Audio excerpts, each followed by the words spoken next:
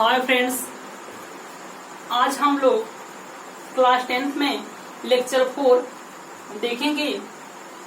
जो लोग लेक्चर इसके पहले का मेरा लेक्चर नहीं देखे हैं, क्लास 10th के जो 3 लेक्चर हो चुके हैं, वहां पे आप लोग जाकर, मेरा चैनल है दास एकेडमी, वहां पर आप लोग जाकर देख सकते हैं। प्लीज आपसे रिक्वेस्ट है कि मेरे चैनल दास एकेडमी को लाइक, शेयर और सब्सक्राइब करना न भूलें, ठीक है। हमने आपको पिछले लेक्चर में बताया था कि समतल दर्पण की प्रॉपर्टी क्या होती है, समतल दर्पण की कितनी प्रॉपर्टी होती है, ठीक है। आइए हम लोग उसको एक बार और रिवाइज कर लेते हैं। आपने समतल दर्पण की पहली प्रॉपर्टी पढ़ा था कि समतल दर्पण किसी भी वस्तु का जो प्रतिबिंब होता है वह सदैव सीधा, आभासी और वस्तु की लंबाई के बराबर बनाता है, ठीक है। समतल दर्पण की प्रॉपर्टी होती है कि समतल दर्पण, और ये प्रॉपर्टी जो है बहुत ही इम्पोर्टेंट है और पिछले आपके एग्जाम में आ चुका है साइंस में, कि समतल दर्पण किसी भी वस्तु का प्रतिबिंब कैसे बनाता है, ठीक है। तो समतल दर्पण किसी भी वस्तु का जो प्रतिबिंब होता है वह आभासी, सीधा और वस्तु के लंबाई की बराबर बनाता है। आपने दूसरी प्रॉपर्टी पढ़ा था कि समतल दर्पण का रेखीय आवर्धन 1 होता है। हमने बताया था दोस्तों कि रेखीय आवर्धन से यह तात्पर्य होता है कि प्रतिबिंब वस्तु की लंबाई की कितनी गुनी है। और आपने प्रॉपर्टी पढ़ा था कि समतल दर्पण की जो फोकस दूरी होती है और समतल दर्पण की जो वक्रता त्रिज्या होता है, दोनों ही अनंत होता है। अब हम देखेंगे कि समतल दर्पण किसी भी वस्तु का प्रतिबिंब कैसे बनाता है या किस प्रकार बनता है समतल दर्पण द्वारा किसी भी वस्तु का प्रतिबिंब, ठीक है। तो यह हेडिंग पढ़ने से पहले एक छोटी सी हेडिंग हम लोग पढ़ लेते हैं, प्रकाश का परावर्तन, रिफ्लेक्शन ऑफ लाइट, क्योंकि उस हेडिंग को पढ़ने से पहले यह हेडिंग आपके लिए बहुत ही जरूरी है। प्रकाश का परावर्तन क्या होता है, प्रकाश का परावर्तन किसे कहते हैं, और यह हेडिंग आपके एग्जाम की दृष्टि से भी बहुत ही इम्पोर्टेंट है दोस्तों, ठीक है। प्रकाश का परावर्तन, अगर सपोज करिए आप देखे भी होंगे, अगर मान लीजिए हम कोई टार्च लें और टार्च जो समतल दर्पण आपके घर में जो अपने चेहरा देखने के लिए उपयोग करते हैं वह दर्पण समतल दर्पण होता है। अगर आप टार्च जलाएंगे उस दर्पण पर तो आप देखें कि जैसे टार्च से जो प्रकाश निकल रहा है और दर्पण पर जैसे ही पड़ेगा और उससे पड़ने के बाद टकराकर पुनः उसी माध्यम में आएगा, मतलब जिस इधर से प्रकाश जा रहा है और फिर टकराने के बाद इधर ही आ रहा है, यही घटना बिल्कुल दोस्तों प्रकाश का परावर्तन होता है। प्रकाश का परावर्तन यह होता है कि जब कोई प्रकाश की एक वर्णीय किरण, अगर हम सूर्य की बात करें तो सूर्य के प्रकाश में कोई एक रंग लेंगे, क्योंकि अगर सूर्य का प्रकाश आपतित कराएंगे तो परावर्तन तो होगा, लेकिन यहाँ पे हम पढ़ेंगे मोनोक्रोमेटिक रेज, एक वर्णीय प्रकाश की बात करेंगे। जब कोई सूर्य के प्रकाश का एक वर्णीय किरण किसी समतल दर्पण या चिकनी सतह पर आपतित होती है तो दर्पण से टकराने के बाद उसका अधिकांश भाग, पूरा का पूरा भाग नहीं, क्योंकि जैसे ही प्रकाश दर्पण के सतह पर पड़ेगा तो प्रकाश का कुछ भाग सतह को गर्म करने में क्या हो जाएगा, व्यय हो जाएगा, उसकी ऊष्मा क्या हो जाएगी, व्यय हो जाएगी, ठीक है। तो कुछ ही भाग, तो अधिकांश भाग क्या होगा, पुनः उसी माध्यम में वापस चला आता है। इसी घटना को प्रकाश का परावर्तन करते हैं।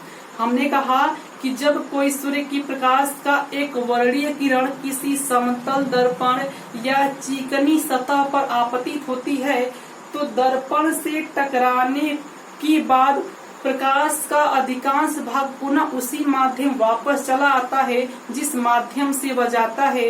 इसी घटना को प्रकाश का परावर्तन कहते हैं। आइए देख लेते हैं प्रकाश का परावर्तन क्या होता है। देखिए, जैसे मान लीजिए यह कोई समतल दर्पण है,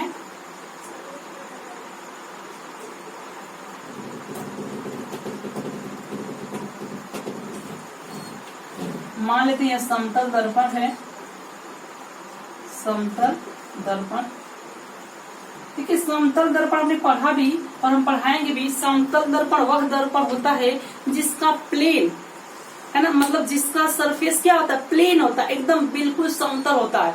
आप जो घरों में चेहरा देखने के लिए जो दर्पण यूज करते हैं, या आपके घर में जो चेहरा देखने के लिए दर्पण होगा वह समतल दर्पण होता है दोस्तों। ठीक है, समतल दर्पण का जो सरफेस होता है बिल्कुल प्लेन होता है। वह दर्पण जिसका सतह बिल्कुल प्लेन हो, समतल हो, तो उस प्रकार के दर्पण को हम समतल दर्पण कहते हैं। ठीक है, देखिए समतल दर्पण है, अगर सूर्य की कोई प्रकाश की एक वर्णीय किरण,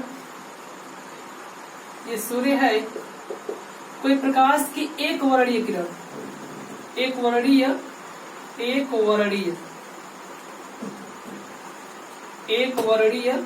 किरण, है ना।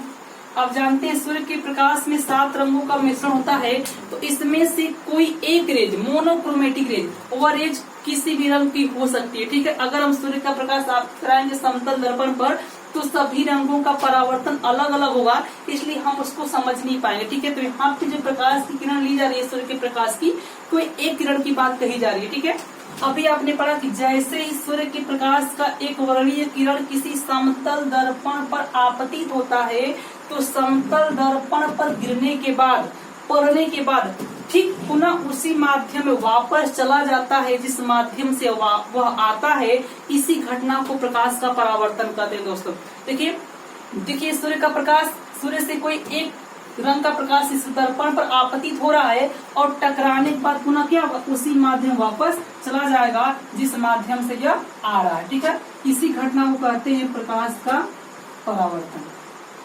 देखिए यहाँ पे ऊपर वाले माध्यम से प्रकाश किरण आ रहा था और पुनः उसी माध्यम वापस चला गया, यह घटना ही प्रकाश का परावर्तन कहलाता है। और जिस बिंदु पर गिरता है उस बिंदु को हम कहते हैं आपतन बिंदु। इस बिंदु का नाम देते हैं आपतन बिंदु। और आपतन बिंदु पर एक लंब खींचते हैं जिसे कहते हैं अभिलंब, इसका नाम देते हैं अभिलंब।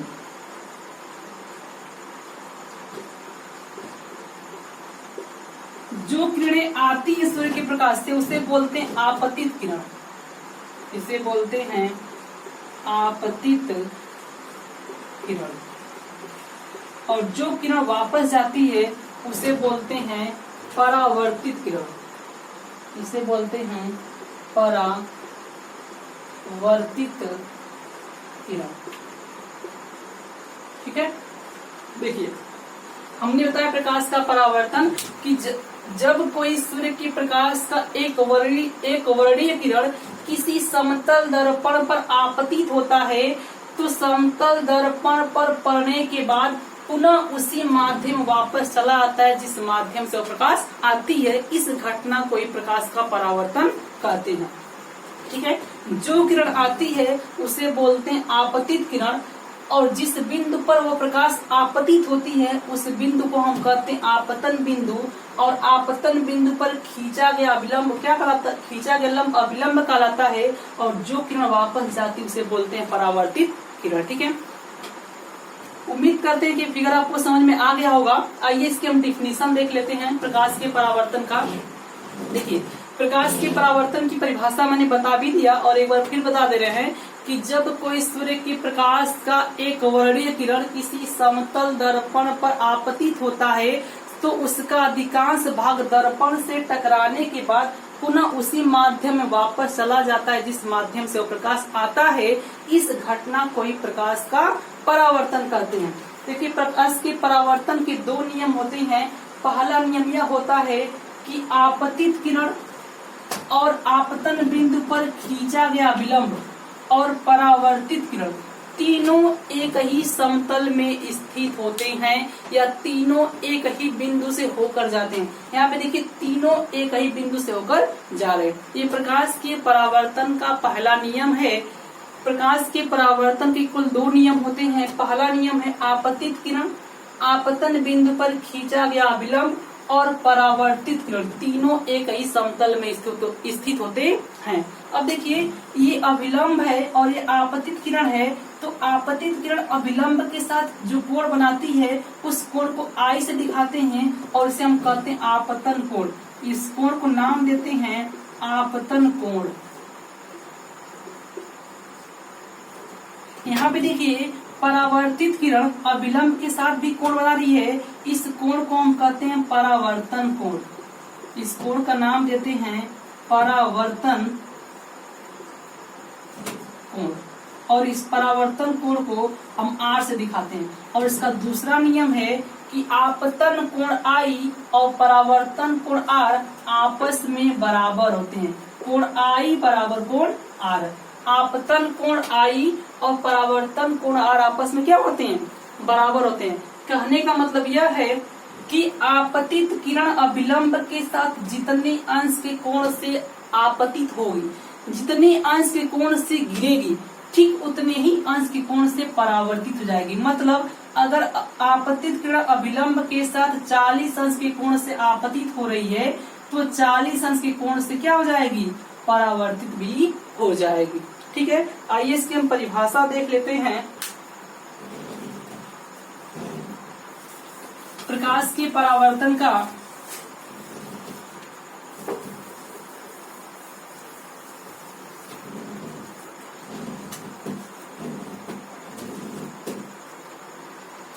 जब कोई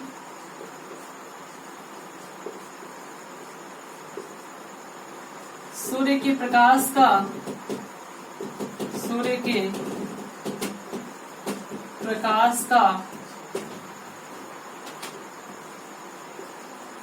एक वर्णीय किरण, जब कोई सूर्य के प्रकाश का एक वर्णीय किरण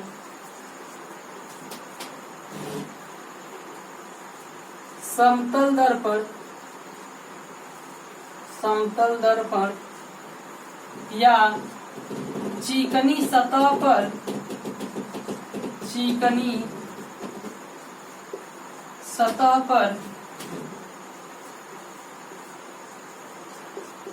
आपतित होती है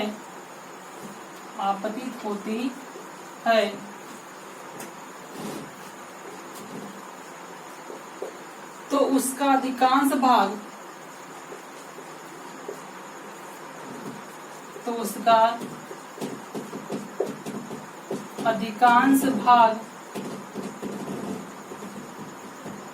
दर्पण से टकराने के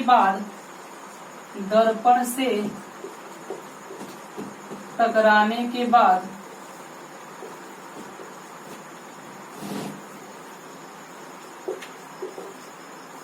पुनः उसी माध्यम में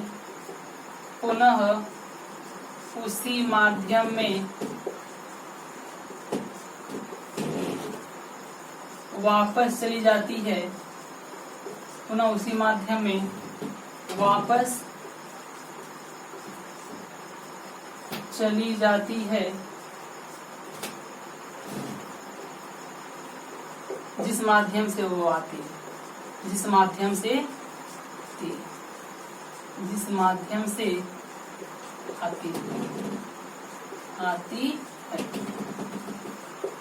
इस घटना को ही, यह घटना ही प्रकाश का परावर्तन कहलाता है। यह घटना ही प्रकाश का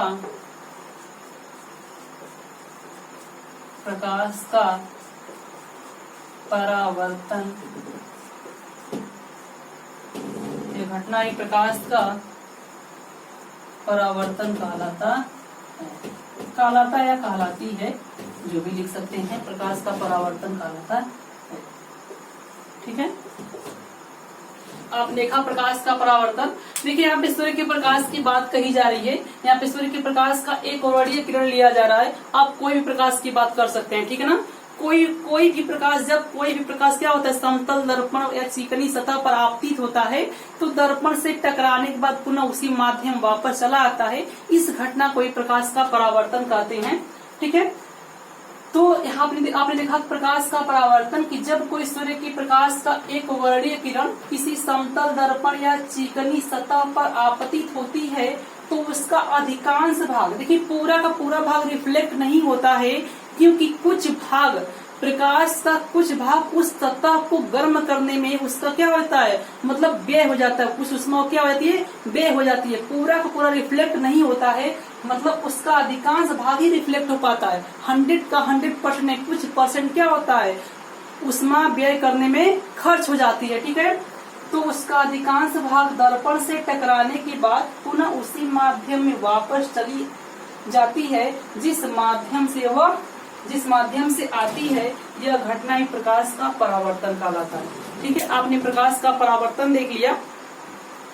देखिए, प्रकाश के परावर्तन के दो नियम होते हैं। हम देखेंगे कौन कौन सा नियम। आपने फिगर में भी देख लिया, प्रकाश के परावर्तन के दो नियम होते हैं। आइए देख लीजिए इसको भी।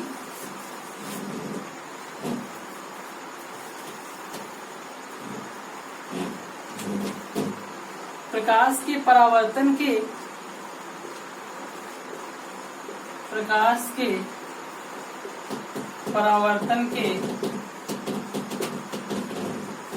दो नियम होते हैं।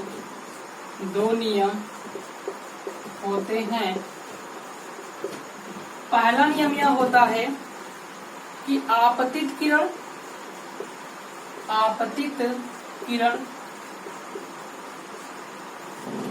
कामा आपतन बिंदु पर खींचा गया विलंब, आपतन बिंदु पर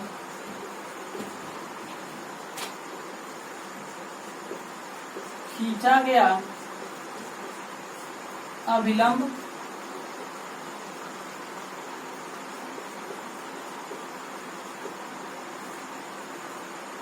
और परावर्तित किरण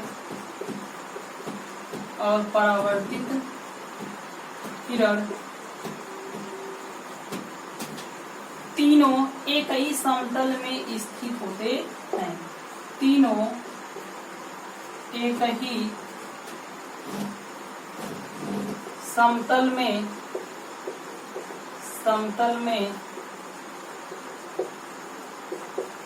स्थित होते हैं।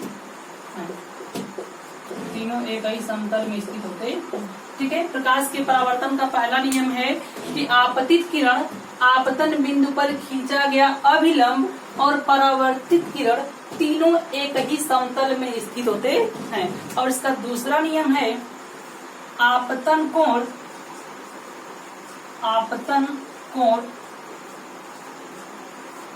आई और परावर्तन कोण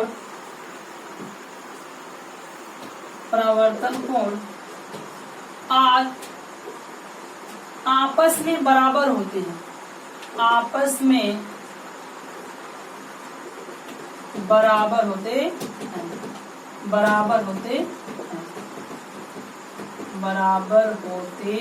हैं। अर्थात कोण आई बराबर कोण आर। आपतन कोण और परावर्तन कोण आपस में बराबर होते हैं। ठीक है, आपने प्रकाश का परावर्तन देख लिया। आइए इसके बाद हम देखते हैं कि समतल दर्पण किसी भी वस्तु का जो प्रतिबिंब होता है वो किस तरह बनाता है। ठीक है,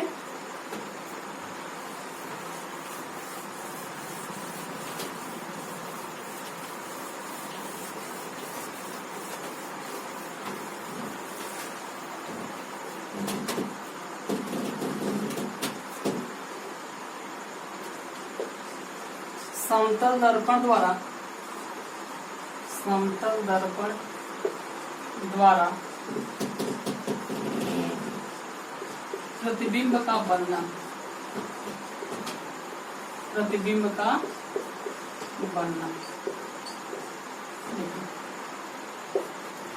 समतल दर्पण वह दर्पण होता है जिसका सतह क्या होता है, समतल होता है। जिस दर्पण का सतह समतल होता है उस दर्पण को हम समतल दर्पण कहते हैं। ठीक है, मान लीजिए कोई समतल दर्पण है। देखिए, यह कोई समतल दर्पण है और दर्पण से मान लेते हैं कि x मीटर की दूरी पर, दर्पण से x मीटर की दूरी पर ये कोई व्यक्ति है। दर्पण से x मीटर की दूरी पर ये कोई व्यक्ति है। ठीक है, देखिए यह समतल दर्पण है। ठीक है, इस समतल दर्पण से x मीटर की दूरी पर कोई व्यक्ति खड़ा है। अब देखते हैं कि समतल दर्पण इस व्यक्ति का इमेज किस प्रकार बनाएगा। यह समतल दर्पण द्वारा इस व्यक्ति का प्रतिबिंब कैसे बनता है। ठीक है, हमने बताया था पहले लेक्चर में कि प्रकाश की जब डिफिनेशन हमने बताया था कि प्रकाश एक प्रकार की ऊर्जा है जो वस्तुओं को दिखाने में क्या करती है, सहायता करती है। जैसे यह मार्कर, अगर यहाँ पे प्रकाश नहीं होता तो आपको मार्कर दिखाई नहीं देता, मतलब कि इस मार्कर पर प्रकाश पड़ रहा है और यहाँ से किरणें फैल रही हैं तो आपको मार्कर दिखाई दे रहा है। इससे यह पता चलता है कि जो किरणें होती हैं हमेशा वस्तु से ही चलती हैं। जैसे अगर आपकी तरफ जो किरण जा रही है उसको मैंने रोक लिया तब आपको मार्कर दिखाई नहीं दे रहा है, ठीक है। तो जो प्रकाश की किरणें होती है हमेशा वस्तु से ही चलेंगी। जब प्रकाश वस्तु पर पड़ता है और यहाँ से किरणें फैलती हैं तब यह मार्कर आपको दिखाई दे रहा है, ठीक है। उसी प्रकार वही लॉजिक यहाँ पे देखिए, मान लेते हैं कि व्यक्ति यहाँ से प्रकाश किरणें समतल दर्पण पर आपतित हो रही है, ठीक है। तो देखिए अभी आप पढ़ें कि जब कोई प्रकाश की किरण समतल दर्पण पर आपतित होती है तो दर्पण से टकराने के बाद पुनः उसी माध्यम वापस चली जाती है, ठीक है। अगर कोई प्रकाश की किरण समतल दर्पण पर अभिलंबवत आपतित होती है, ठीक है। देखिए समतल दर्पण है, अगर कोई प्रकाश किरण समतल दर्पण पर अभिलंबवत आपतित होती है तो ठीक उसी रास्ते वापस चली जाती है जिस रास्ते वह आती है। जैसे अभिलंबवत आपतित होगी तो पुनः उसी रास्ते वापस चली जाएगी जिस रास्ते वह आएगी। तो देखिए यहाँ पे जो प्रकाश किरण है वो समतल दर्पण पर अभिलंबवत आपतित हो रही है, ठीक है। तो ठीक दर्पण पर पड़ने के बाद पुनः उसी माध्यम में उसी रास्ते क्या होगी, वापस चली जाएगी। यहाँ तक समझ में आ गया। अब देखिए दर्पण का जो मध्य बिंदु होता है उसे हम दर्पण का ध्रुव कहते हैं, ठीक है। आगे हम पढ़ाएंगे, जब गोली दर्पण पढ़ाएंगे तो बताएंगे दर्पण का ध्रुव क्या होता है। अभी समझ लीजिए दर्पण है तो दर्पण के मध्य बिंदु को हम दर्पण का ध्रुव कहते हैं। क्या कहते हैं, दर्पण का ध्रुव। और ध्रुव से कोई अगर रेखा जाती है तो उसे बोलते हैं मुख्य अक्ष। देखिए यहाँ पे दर्पण के ध्रुव से एक रेखा जा रही है, इसे बोलते हैं मुख्य अक्ष, ठीक है। दर्पण के ध्रुव से होकर जाने वाली रेखा दर्पण का मुख्य अक्ष कहलाती है, ठीक है। एक किरण ऐसे चले, एक किरण मान लीजिए यहाँ से निकल रही है और समतल दर्पण पर अभिलंबवत आपतित हो रही है तो जिस रास्ते जाएगी पुनः उसी रास्ते वापस चली जाएगी। एक किरण हम इस प्रकार ले जा रहे हैं ध्रुव से, ठीक है। अब देखिए अभी पढ़े कि समतल दर्पण द्वारा या समतल दर्पण पर जब कोई प्रकाश की किरण आपतित होती है तो जिस माध्यम से वह जाती है पुनः उसी माध्यम वापस चली जाती है। तो मान लेते हैं कि कुछ कोण बनाती आपतित हो रही है तो पुनः क्या उसी माध्यम वापस चली जाएगी। यह घटना प्रकाश का परावर्तन कहलाता है। अब देखिए यह जो किरण है एक इधर जा रही है और एक इधर जा रही है। देखिए दोनों किरणें मतलब कर रहे हैं कि फैलती हुई जा रही है। अगर जाएगी तो ये दूर होता चला जाएगा। जब किरणें फैलती हुई जाती हैं तो उन किरणों को हम पीछे की तरफ बढ़ाते हैं और ये जहाँ पे कट करती हैं वही वस्तु का इमेज बनता है, ठीक है। इन किरणों को हम क्या करते हैं, पीछे की तरफ डाट डाट मिलाते हैं और जहाँ पर मिलती हैं वही वस्तु का इमेज बनता है और इस वस्तु का इमेज यहाँ पे बनेगा।